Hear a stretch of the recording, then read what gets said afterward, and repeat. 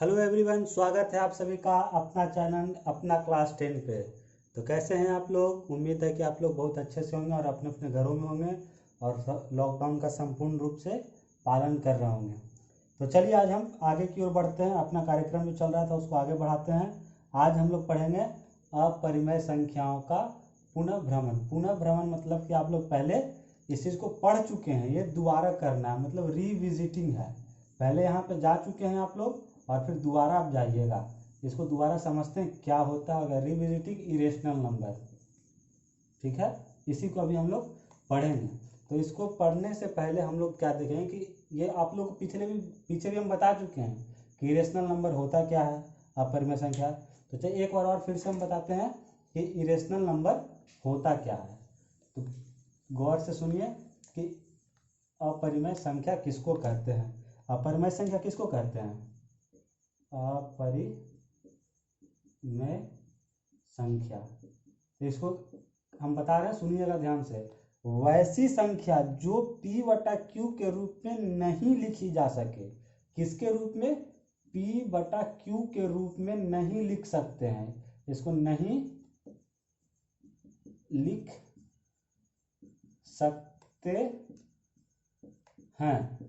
वैसी संख्या जो p बटा q के रूप में नहीं लिख सकते हैं वो क्या कहलाता है? अपरिमेय संख्या। समझ में आया इस बात को? अर्थात परिमेय संख्या नहीं होती है उसे अपरिमेय, और जो परिमेय संख्या नहीं है उसको अपरिमेय संख्या कहेंगे। चलिए अब देखिए, तो जो परिमेय संख्या होता है वो कभी वर्ग के रूप में नहीं रहेगा। जैसे ये क्या है, 4 क्या है आपका? परिमेय संख्या है, क्या कि 4/1 लिखेगा तो p बटा q के रूप में आ गया। तो ठीक, ये हो गया आपका। और अपरिमेय संख्या कभी भी वर्ग के रूप में नहीं रहेगा, ये याद रखिए।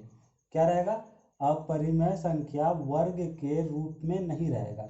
ये कहाँ रहेगा? तो सवाल यही आता है कि अपरिमेय संख्या रहेगा कहाँ? तो ये हमेशा रूट के अंदर रहेगा। किसके अंदर रहेगा? ये रूट के अंदर। जैसे √3 हो गया, √2 हो गया, √3 हो गया। ये क्या है? ये अपरिमेय संख्या है। ये क्या है? अपरिमेय संख्या है। ठीक है, अब एक बात बताइए, तो ये जो हम लिख रहे हैं अभी, ये पाई का वैल्यू क्या होता है? पाई का 2 वैल्यू होता है, एक होता है 3.141 और एक होता है, इसी को क्या लिखते हैं, ये पाई 3.141 के बराबर 22/7 के बराबर है। तब देखिए, ये जो पाई है, ये पाई क्या है? ये अपरिमेय संख्या। ये क्या है? अपरिमेय संख्या। लेकिन ये 22/7 ये अपरिमेय संख्या नहीं है, ये क्या है? परिमेय संख्या। कंफ्यूजन में मत रहिएगा, आप लोग को शॉर्ट क्वेश्चन में दे भी देगा। अगर एग्जाम में आ जाए ऐसा क्वेश्चन कि 1 नंबर भी दे देगा, ऑब्जेक्टिव में दे देगा कि पाई क्या है, अपरिमेय संख्या या परिमेय संख्या, तो आप लोग क्या टिक लगाए? पाई आपका अपरिमेय संख्या है। लेकिन अगर 22/7 लिखा रहेगा तो वो क्या कहलाएगा? परिमेय संख्या कहलाएगा। ये बात यहाँ तक ठीक हुआ? समझ में आया? यहाँ तक कोई दिक्कत? अब और अपरिमेय संख्या का अगर आपको एग्जाम्पल लेना है तो √2 हो गया। देखिए बहुत सारा एग्जाम्पल है, √5, √1/2, 8√2, ये सब क्या है? ये सब अपरिमेय संख्या है। ठीक है, ये बात यहाँ तक समझ में आ गया ना? अब चलिए, आप इस चैप्टर का जो मेन टॉपिक पढ़ना है आपको, उस पर चलते हैं। उसके चलने से पहले आपको एक थ्योरम पढ़ाते हैं।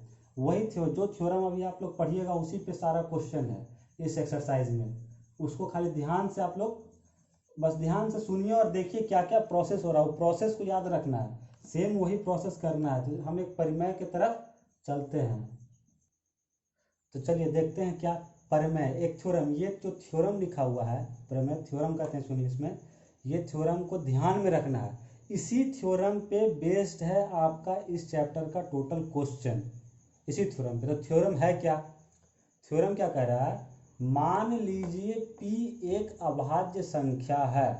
अभाज्य संख्या आपको पता है, हम बता चुके हैं पीछे। अगर जिनको नहीं पता है वो इसके पीछे वाले वीडियो में जाके देखिए। अभाज्य संख्या क्या है, भाज्य संख्या क्या है, रूढ़ संख्या किसको कहते हैं, सभी संख्या उसमें बताया हुआ है। ठीक है, तो देखिए, मान लीजिए p एक अभाज्य संख्या है। यदि p a² को, ध्यान दीजिएगा इस बात को, यदि पी ए स्क्वायर को विभाजित करती है तो पी ए को भी विभाजित करेगी, जहां ए एक धनात्मक पूर्णांक है। ठीक है, इस बात को ध्यान दीजिए। कह रहा कि यदि पी है जो किसको विभाजित करेगा, ए स्क्वायर को।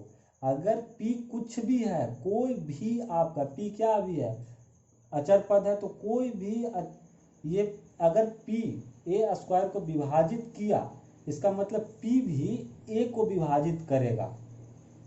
ये कहने का जो थ्योरम का मतलब है, इसको समझिए कि अगर पी ए स्क्वायर को भाग दे रहा है, विभाजित कर रहा है, मतलब कि ए स्क्वायर में अगर पी से भागा देंगे तो कट जाएगा, यानी कि ए में भी अगर पी से भागा देंगे तो इसको भी कट करेगा।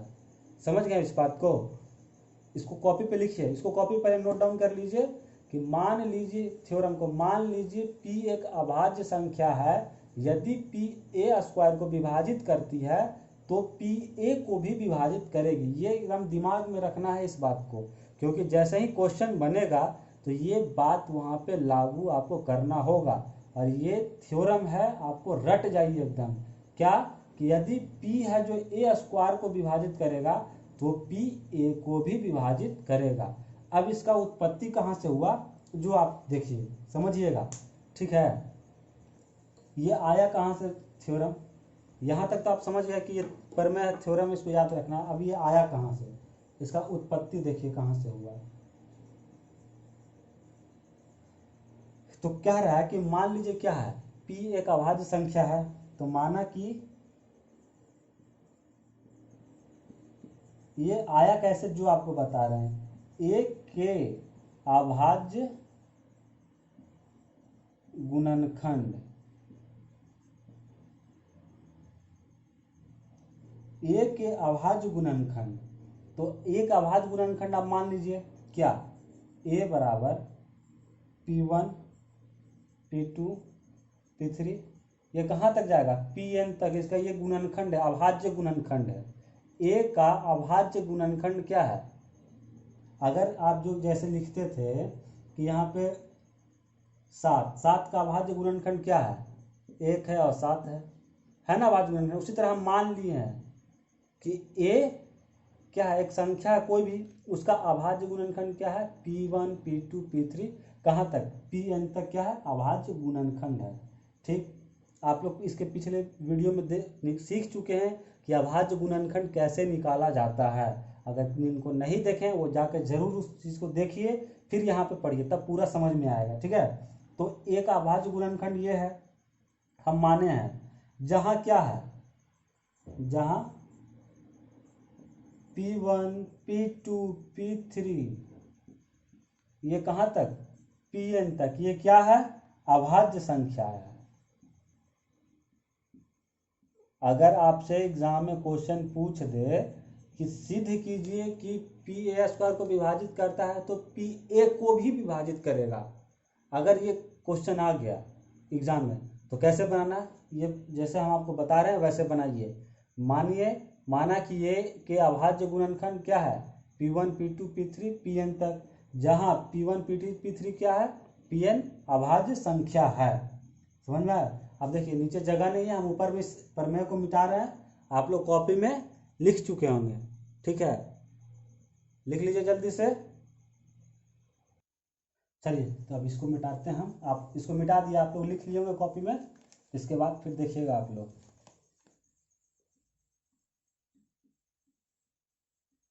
तो अब ये हम क्या माने हैं कि जहाँ P1 P2 P3 क्या है, एक अभाज्य संख्या है। अब देखिए थ्योरम में क्या कर रहा था कि P है जो ए स्क्वायर को विभाजित कर रहा है, तो पहले हम ए स्क्वायर निकालेंगे। ठीक है, अभी ये ए है, ए स्क्वायर निकालने का मतलब है ए का स्क्वायर किए हैं, यानी कि जो P इसका जो गुणनखंड है उसका भी स्क्वायर होगा, P1 into P2 into P3 कहाँ तक, Pn तक। और इसका जब गुणनखंड करेंगे, जब इसका स्क्वायर करेंगे तो इसे गुना करेंगे इसी से, P1 into P2 into P3 कहाँ तक, Pn तक। ये होगा स्क्वायर होगा, ये ना, ए स्क्वायर का जब स्क्वायर किए तो ये आएगा। इसको क्या लिख सकते हैं, P1 का स्क्वायर, P2 का स्क्वायर, P3 का स्क्वायर, यानी कहाँ तक जाएगा, Pn का स्क्वायर। ये किसका वैल्यू निकला, ए स्क्वायर का। ठीक है, ये बात आप ध्यान में रखिए। इस किसका वैल्यू आ गया, यहाँ तक समझ में आया। कि ये क्या है कि पहले ए के अभाज्य गुणनखंड को हम मान लिए हैं, ठीक है, क्योंकि क्या कह रहा था थ्योरम, क्या कह रहा था आपका कि p एक अभाज्य संख्या है, ठीक है, इसलिए हम अभाज्य गुणनखंड इसका निकालें P1 P2 P3 Pn, जहाँ P1 P2 क्या है, अभाज्य संख्या। अब इसको स्क्वायर कर दिए तो ये, अब हमको क्वेश्चन में क्या कहा गया था कि p है जो ए स्क्वायर को विभाजित करती है। थ्योरम में क्या कहा था, पहला जो लाइन था वो पढ़िए, देखिए क्या लिखा होता है कि पी ए स्क्वायर को विभाजित करती है तो पी ए को भी विभाजित करेगी, यानी पी है ये पी जो ए स्क्वायर को विभाजित करती है। देखिए इसके आगे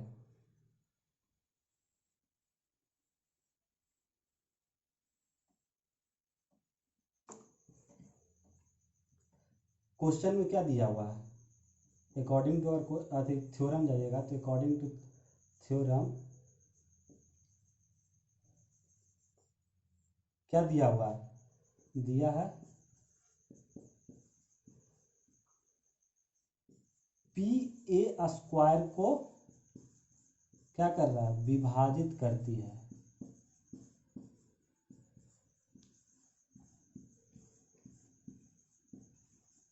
इस लाइन को मत लिखिएगा, क्वेश्चन ये दिया हुआ है, दिया है पी ए स्क्वायर को विभाजित करती है, ठीक है, इसलिए अंक गणित का आधारभूत प्रमेय के अनुसार, आप लोग पढ़े हैं अंक गणित का आधारभूत प्रमेय पढ़े थे ना, अगर जिनको ये समझ में नहीं आ रहा कि अंक गणित का आधारभूत प्रमेय क्या है, हम यहाँ पे लिख देते हैं। अगर उन लोगों को नहीं समझ में आ रहा तो वो इसके पिछले वाले लेक्चर में जाए जो कि वीडियो में पढ़ाया गया है, अंक गणित का आधारभूत प्रमेय 1.2 में, उसमें जा करके देखें कि ये क्या होता है, अंक गणित का आधारभूत प्रमेय, ठीक है, के अनुसार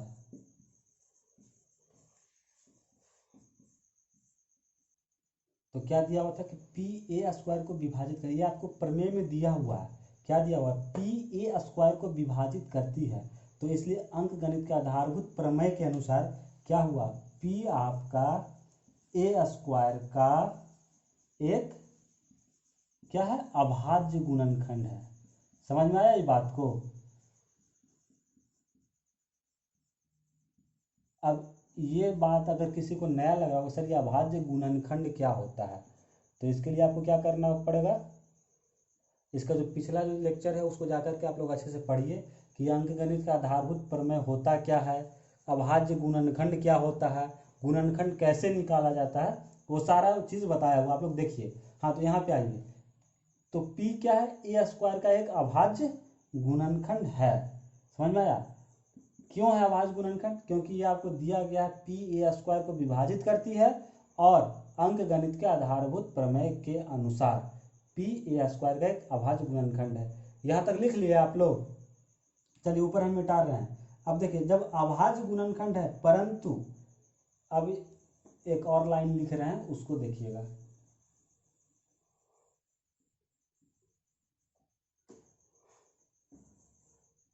परंतु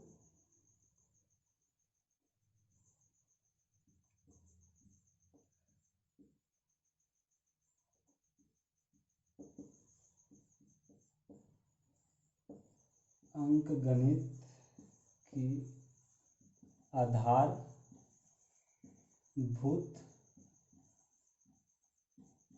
प्रमेय की अद्वितीयता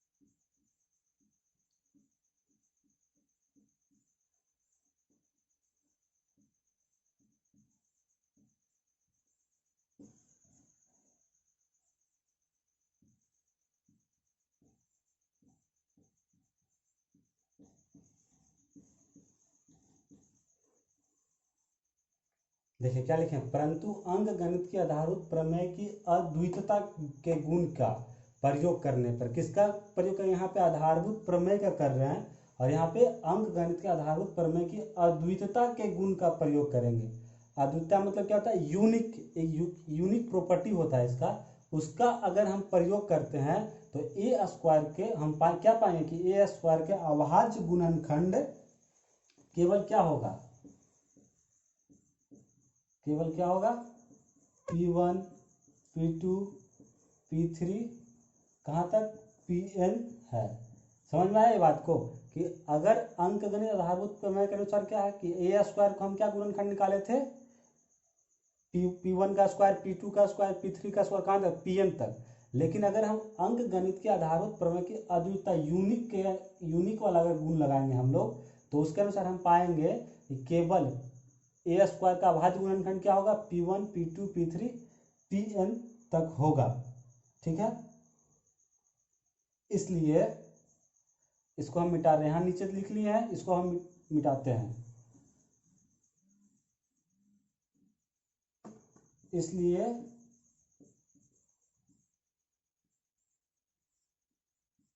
P को P1 P2 P3 Pn में से एक होना चाहिए। ये कॉपी में आप लोग एक बार में लिखिएगा, हम ये बोर्ड मेरा छोटा है इसलिए हमको बार बार मिटाना पड़ रहा है। आप लोग कॉपी में एक लाइन से लिखिएगा, उसके बाद एक बार पढ़िएगा, जो जो बात हम बोले हैं उस चीज़ को पढ़िए और सुनिए और उसका देखिए क्या लिखे। इसलिए P क्या है, P को P1 P2 P3 Pn में से ही एक होना चाहिए। समझ में आया, चूँकि A बराबर क्या है, P1 P2 P3 Pn है। समझ में, ए का ये अभाज्य गुणनखंड हम माने थे, समझ में आ गया। तो ए बराबर P1 P2 है, इसलिए P भी ए को क्या करेगा, विभाजित करेगा। अब आप लोग कॉपी में यहाँ तक लिखिए, अब शुरू से आप लोग समझ लीजिए। ठीक है, कि क्या बताया कि पहले हम लोग क्या माने थे कि ए का अभाज्य गुणनखंड क्या है, P1 P2 P3 Pn। ठीक है, जहाँ P1 P2 P3 Pn क्या है, अभाज्य संख्या है। अब उसका स्क्वायर निकाले, क्यों स्क्वायर निकाले, क्योंकि क्वेश्चन में कह रहा है, जो आपका प्रमेय है वो कह रहा है कि P है जो ए स्क्वायर को विभाजित कर रहा है। ठीक है, तो इसलिए हम लोग उसका स्क्वायर निकाले। स्क्वायर निकाले तो हम लोग क्या पाए क्या कि P है जो ए स्क्वायर को क्यों, अंक गणित के आधारभूत प्रमेय के अनुसार P ए स्क्वायर का अभाज्य गुणनखंड हो गया। ठीक है, अब हम लोग क्या किसका प्रयोग किए, अद्वितीयता गुण का प्रयोग करने पर हम क्या पाए, ए स्क्वायर का अभाज्य गुणनखंड केवल P1 P2 P3 Pn है। इसलिए P को P1 P2 P3 में से ही एक होना चाहिए। ए का इतना माने थे, P ए को विभाजित करेगा। ये आपको समझ में आ गया होगा। ठीक है, तो चलिए अब ये थ्योरम आप लोग याद कर लीजिए। अब इसमें क्या है, अब इसमें क्वेश्चन करना है, तो हम लोग अब इसको नेक्स्ट क्लास में देखेंगे क्वेश्चन। ठीक है, यहाँ तक लिख लिया आप लोग। अब नेक्स्ट क्लास में हम इसका क्वेश्चन देखेंगे, आप लोग को बताएंगे, अच्छे तरीके से समझाएंगे। ठीक है, तो आज के लिए यहाँ पे हम समाप्त करते हैं। इस चैनल को, अपना क्लास 10 को लाइक कीजिए, शेयर कीजिए और सब्सक्राइब कीजिए। ठीक है, और ज़्यादा से ज़्यादा शेयर कीजिए, ज़्यादा से ज़्यादा अपने दोस्तों को बोलिए पढ़ने के लिए, ताकि यहाँ पे आए और पढ़े इस चीज़ को। ठीक है, मिलते हैं नेक्स्ट क्लास में। Okay bye, thank you, bye bye.